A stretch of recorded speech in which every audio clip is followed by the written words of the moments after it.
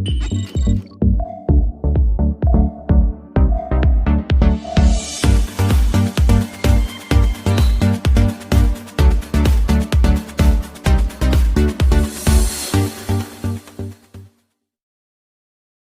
can solve electrical circuit and networks using Ohm's law and KCL and KVL, Kirchhoff's current law and voltage law.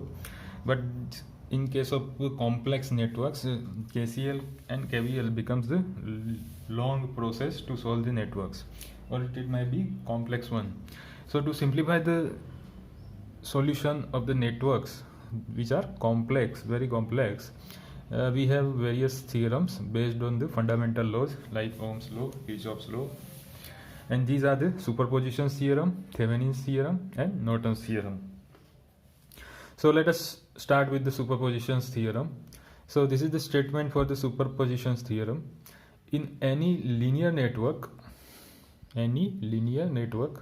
containing more than one independent energy source, the overall response in any branch is equal to the algebraic sum of the responses due to each source acting one at a time while all other sources are set equal to 0. So this is the statement of superposition theorem. So let us explain it. In any linear DC network, so superposition theorem is applicable to linear DC network containing more than one independent, not dependent, energy sources. So it is applicable to the network having only independent sources. The overall response in any branch is equal to the algebraic sum of the responses due to each source acting one at a time. तो in this case हम क्या करेंगे कि at a time एक source को consider करेंगे and जो बाकी के source है while all other sources are set equal to 0, उनकी वैल्यू 0 कर देंगे और उनको उनके इंटरनल रेजिस्टेंस या सोर्स रेजिस्टेंस से रिप्लेस करेंगे. So this is the method to solve the superposition theorem. इधर रिस्पॉन्स का मीनिंग ये है कि जो हमें वोल्टेज या करंट फाइंड करना है that is called response. So based on the superposition theorem the steps are like this. First, identify the number of source, then consider one source at a time and replace the remaining sources with 0, that is source value would be 0. Current source या voltage source है उसको हमें 0 कर देना है. अगर वो sources ideal sources है in that case voltage source will be replace by it's internal resistance that is 0 means short circuit. And अगर करंट सोर्स है एंड आइडियल करंट सोर्स है तो वो उसके इंटरनल रेजिस्टेंस से रिप्लेस होगा दैट इज इनफाइनाइट. उसका मीनिंग क्या है कि ओपन सर्किट से रिप्लेस होगा. अगर प्रैक्टिकल सोर्स है तो क्या होगा कि उनका जो इंटरनल रेजिस्टेंस की वैल्यू दी गई है वो रेजिस्टेंस पिक्चर में आएगा, वो रेजिस्टेंस नेटवर्क में या सर्किट में इफेक्ट करेगा. So let us take one example of superposition theorem so that you can realize how it can be solve. This is the example based on the superposition theorem. The question is like this: find the current in 30 ohm resistor using superposition theorem. तो ये network दिया है, उसमें दो supply है 50 volt and 30 volt, ठीक है, और तीन रेजिस्टर से 10 ओम 20 ओम एंड 30 ओम. तो अप्लाइंग सुपरपोजिशन थियरम हमें current flowing in the 30 ohm resistor find करना है. इस ब्रांच में से कितना करंट फ्लो होगा वो फाइंड करना है. तो बेस्ड ऑन द सुपरपोजिशन हमें क्या करना है. Step 1 is identify number of sources. तो there are 2 sources. Now take one source at a time and replace remaining sources with 0 value. तो हम पहले 50 वोल्ट सोर्स को कंसिडर करेंगे एंड बाकी का जो सोर्स है 30 वोल्ट उसको 0 कर देंगे तो ये 0 वोल्ट हो गया. उसको उसके इंटरनल रेजिस्टेंस से रिप्लेस करेंगे. ये आइडियल सोर्स है. अगर कुछ मेंशन नहीं किया है तो by default it will become ideal source. अगर मेंशन किया हुआ है कि 30 वोल्ट 20 ओम तो उसका इंटरनल रेजिस्टेंस होगा 20 ओम. तो उसको हम उसके इंटरनल रेजिस्टेंस से रिप्लेस कर देते हैं that is short circuit because of ideal voltage source. तो हमें जो नेटवर्क मिल रहा है वो इस तरीके से है. Now because of the 50 volt supply we will find current flowing in the 30 ohm branch. So इसका टोटल रेजिस्टेंस हम फाइंड करेंगे दैट इज करंट इधर से दो पार्ट में डिवाइड हो रहा है. 20 ohm is parallel with 30 ohm. So 20 parallel 30 and this combination is in series with 10 ohm. तो 10 plus 12 is equal to 22 ohm. ये total resistance हुआ 22 ohm. सो हमें करंट मिलेगा I 50 divided by total resistance. So 50 divided by 22 that is 2.27 ampere. This I is 2.27 ampere. Now I is divided into two parts. One part is flowing in the 30 ohm and another is flowing in the 20 ohm. तो हमें क्या करना है कि जो 30 ओम में flow हो रहा करंट है उसका नाम हमने दिया है आई डैश, उसको फाइंड करना है. उसकी डायरेक्शन क्या होगी, डाउनवर्ड्स होगी. तो आई डैश की वैल्यू क्या होगी, तो अपोजिट रेजिस्टेंस, अपोजिट का ब्रांच का रेजिस्टेंस मतलब 20 ओम डिवाइडेड बाय दोनों का summation 20 + 30 multiply by main current that is I. तो 20 divided by 20 + 30 multiply by I is equal to, answer आएगा 0.909 ampere and direction is downwards. अभी हम नेक्स्ट सोर्स को कंसीडर करेंगे एंड बाकी के सोर्सेज को उनके इंटरनल रेजिस्टेंस से रिप्लेस कर देंगे. तो हमने 30 वोल्ट सोर्स अभी कंसीडर किया, 50 वोल्ट सोर्स को ज़ीरो कर दिया. इसका इंटरनल रेजिस्टेंस क्या है, it is a voltage source, so its internal resistance is 0. तो in this case we will find total current of the network that is I.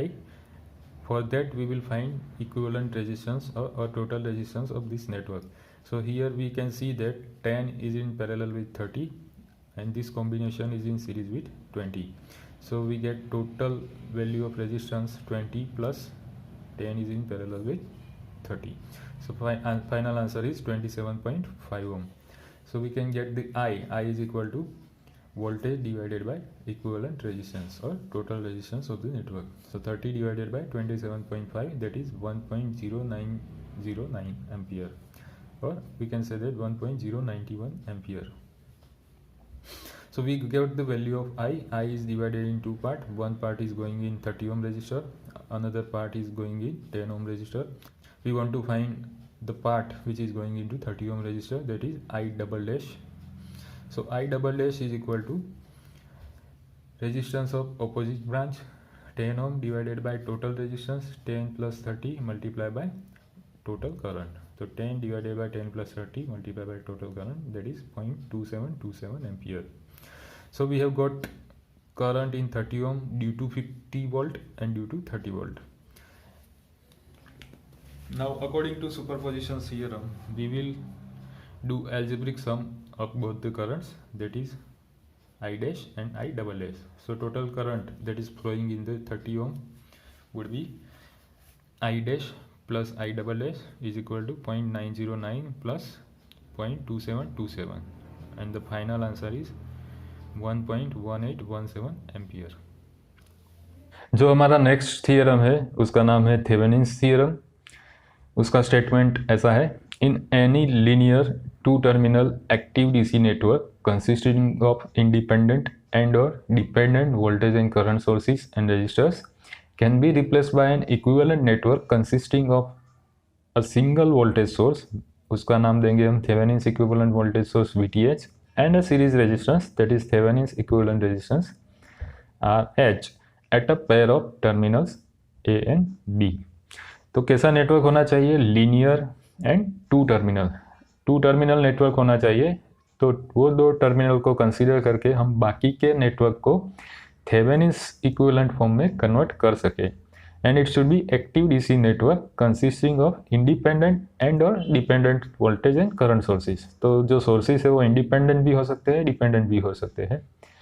And resistors, it can be replaced by equivalent network consisting of a single voltage source with series resistor. So we can say like this. So this is one network.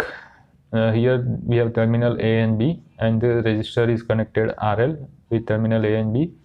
So if our focus is on this resistor, for example, if we want to find current flowing through this resistor or voltage across this resistor, in that case, according to Thevenin's theorem, we can replace the remaining part of the network with its equivalent network. तो ये जो remaining part है यहाँ पे कुछ भी हो सकता है, उसको हम equivalent form में convert करेंगे Thevenin के, and that equivalent form is voltage source with series resistor. तो ये पूरा जो network है इस form में convert हो गया voltage source with series resistor, और उसको हम बोलेंगे Thevenin's equivalent network. So the current flowing through RL would be same in both the cases. अगर आप IL की वैल्यू लो या वोल्टेज अक्रॉस RL लो, तो वो इस नेटवर्क में और इस नेटवर्क में दोनों केस में क्या होगा, सेम होगा. So here VTS is the voltage across terminal A and B when they are open circuited. तो अगर हमें VTH फाइंड करना है तो क्या करना पड़ेगा, A and B को ओपन सर्किट कर देना पड़ेगा. It is called Thevenin's equivalent voltage, and RTH is the Thevenin's equivalent resistance. It is open circuit voltage at terminal A and B divided by short circuit current at terminals A and B. अगर ये terminals को open circuit करके हम voltage measure करें and short करके current measure करेंगे, ये दोनों का जो वैल्यू मिलेगा उसके बेसिस पे हमें RTH मिलेगा. अगर प्योरली रेजिस्टिव नेटवर्क है, in that case what we will do is we will replace all the sources with their internal resistances. Okay, इसको ओपन सर्किट कर देंगे, सभी रेजिस्टर्स और सभी voltage source and current source के इंटरनल रेजिस्टेंस का जो नेट रेजिस्टेंस मिलेगा, इक्विवेलेंट रेजिस्टेंस मिलेगा, that would be our RTH, that is Thevenin's equivalent resistance. तो let us take example based on Thevenin's theorem. हमने जो एग्जांपल सुपरपोजिशन थ्योरम से किया, सेम एग्जांपल हम थेवेनिन्स थ्योरम से करेंगे, ताकि आपको समझ में आए कि same problem can be solved utilising different theorems.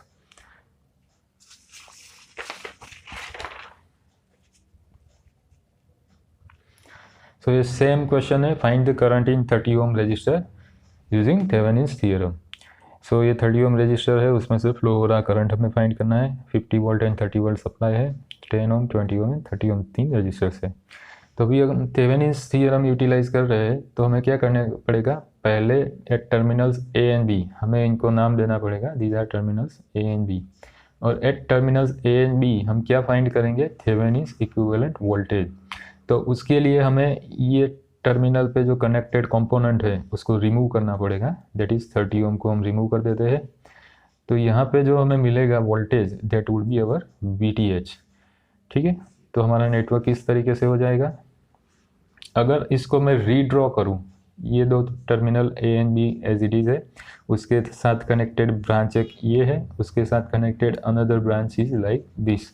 तो हमारे ये दो टर्मिनल है, उसके साथ कनेक्टेड ब्रांच ये हो गई, that is 20 ohm and 30 volt. And AB के साथ, मतलब इधर कुछ और कनेक्टेड नहीं है, सिर्फ AB के साथ कनेक्टेड ब्रांच है 50 वोल्ट एंड 10 ओम. तो हमारा नेटवर्क इस तरीके से हो जाएगा and we will find VTH. तो उसके लिए हम क्या करेंगे कि इस लूप में, इस जो क्लोज्ड पाथ है उसमें हम KVL अप्लाई करेंगे. तो by applying KVL, Kirchhoff's voltage law, we get this equation. Okay, we will assume direction of current clockwise, उसको नाम दे देंगे I1. तो based on the direction of the current we will make this positive, this is negative, this is positive and this is negative. And now we will apply KVL. So we get equation, we are going from negative to positive, that is rise in the voltage, that's why plus 50, positive to negative, fall in the voltage, that's why minus 10 I1. Here positive to negative, fall in the voltage, that's why minus 20 I1. And we are going from positive to negative in this source, that's why minus 30 is equal to 0. So from this equation we get the value of current I1 that is flowing in this branch. So I1 is 0.667. So we got the I1. We want the voltage at terminals A and B. So that voltage would be based on the voltage across this branch or this branch. If we consider this branch, then this is positive, negative, positive, negative. The voltage drop at 20 ohm plus 30 volt, that would be our VTH. So voltage drop at 20 ohm is I120 plus 30. So I120 plus 30, that value is 43.333 volt. If we take this branch, then voltage drop at 10 ohm plus this source voltage would be our VTH, because these two branches are at same potential level. So this would be 50 minus I1 10, 50 minus 10 I1, because this is positive, negative, both are in opposite polarity. So 50 minus 10 I1 is equal to 43.333 volt. In both the cases, we get same answer. We got the value of VTH. Now, according to Thevenin's theorem, we will find the value of Thevenin's equivalent resistance, that is RTH. तो RTH के लिए हम क्या करेंगे?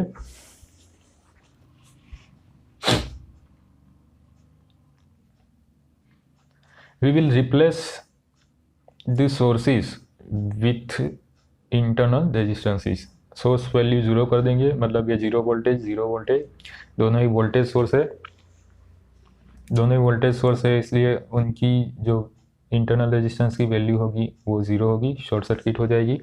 तो we will replace them with short circuit, that is 0 resistance. तो हमारा network कुछ इस तरीके से होगा. टर्मिनल ए एंड बी को हम ओपन ही रख रहे हैं, तो at terminal A and B जो हमें रेजिस्टेंस की वैल्यू मिलेगी that would be our RTH. So we can redraw this like this, जैसे इसमें हमने रीड्रॉ किया था. तो at terminal A and B we have one resistor 10 ohm and in parallel with it we have resistor 20 ohm. तो 10 ohm and 20 ohm are parallel at terminals A and B. Our RTH would be 10 ohm parallel 20 ohm is equal to 10 multiplied by 20 plus 10 plus 20 is equal to 10 multiplied by 20 divided by 10 plus 20 is equal to 200 by 30 is equal to 6.667 ohm. So we got the value of VTH and the value of RTH. So we will formulate Thevenin's equivalent network for the remaining part. Then AB को छोड़ के जो बाकी का network है वो हमें किस फॉर्म में मिलेगा? Thevenin's equivalent network. तो ये हमारा AB है. जो बाकी का नेटवर्क था उसको हमने थेवेनिन फॉर्म में रख दिया, VTH in series with RTH. और AB पे कनेक्टेड जो रजिस्टर था दैट इज 30 ohm, वो हमने कनेक्ट कर दिया. In this case we get the value of current I flowing through 30 ohm. क्या होगी? RTH and 30 ohm are in series and the supply is VTH. तो VTH divided by RTH plus 30. The value we get is 1.1817 ampere. We are getting same answer as superpositions theorem. So same problem can be solved utilizing superpositions theorem और Thevenin's theorem. अभी हमारा जो third theorem है उसका नाम है Norton's theorem. The statement is same as Thevenin's theorem. In any linear two-terminal active DC network consisting of independent and or dependent voltage and current sources and resistors can be replaced by an equivalent network consisting of a single current source. इधर क्या था? Single voltage source, उसकी जगह पे single current source, equivalent current source of Norton that is IN and a parallel resistor RN.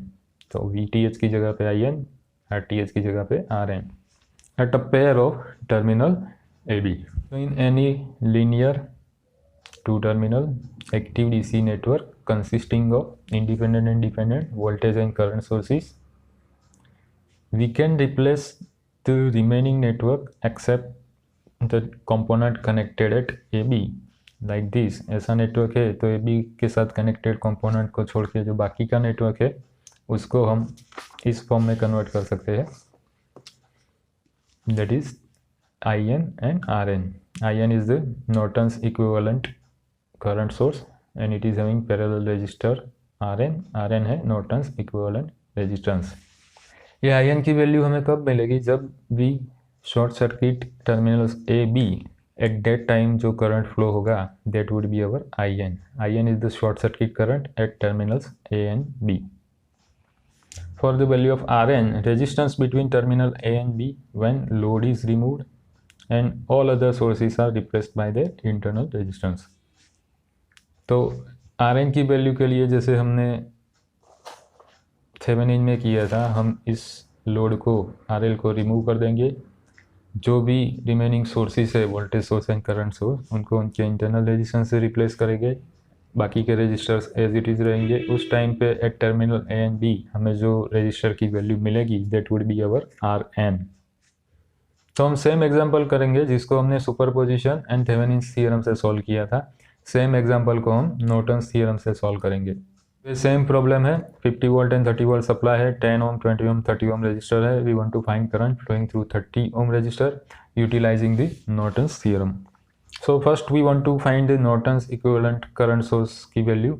उसके लिए हम क्या करेंगे, टर्मिनल ए एंड बी नाम दे देंगे इसको। तो ये जो दो टर्मिनल्स है ए एंड बी, उनमें से हम 30 ओम रजिस्टर को रिप्लेस करेंगे और इधर शॉर्ट सर्किट कनेक्ट करेंगे। So this is short circuited at terminals A and B. Now we want to find current flowing through this branch A and B. This current would be because of 50 volt supply and 30 volt supply both. So we are having two different voltage sources. What we will do is we will apply superpositions theorem to this network.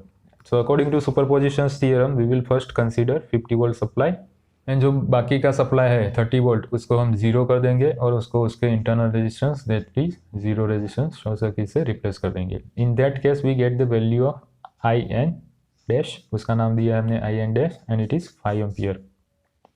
In next step we will consider 30 volt supply. 50 volt supply को हमने zero कर दिया है और उसको उसका internal resistance that is zero resistance से replace कर दिया है। In that case we get I N double dash और उसको हम फाइंड करेंगे तो वैल्यू मिलेगी 3/2 एम्पियर और 1.5 एम्पियर। तो 30 वोल्ट एंड 50 वोल्ट दोनों सोर्सेज की वजह से हमें करंट की वैल्यू मिली। उसका हम एल्जेब्रिक समेशन करेंगे, दोनों डाउनवर्ड्स डायरेक्शन में है तो समेशन होगा, अगर एक डाउनवर्ड एक अपवर्ड होगा तो डिफरेंस मिलेगा हमें। तो इधर दोनों ही सेम डायरेक्शन में है तो उसका समेशन करेंगे and we get the final value 6.5 ampere that is I N.